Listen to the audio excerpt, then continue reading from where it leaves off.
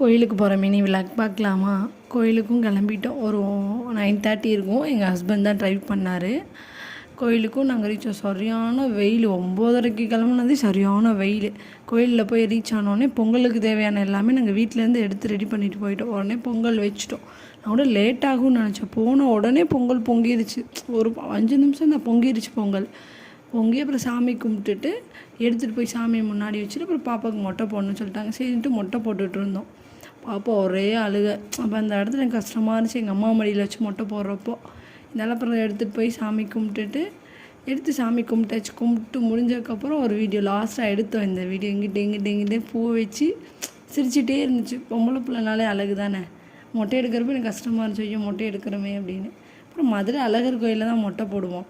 இருந்தாலும் இப்போதைக்கு பொங்கல் வச்சுனால மராவட்டியில் புடிமண் வச்சு சாமி கட்டியிருக்காங்க. அங்கே போய் மொட்டை போட்டுட்டு பொங்கல் வச்சுட்டு நாங்கள் வீட்டுக்கும் கிளம்பி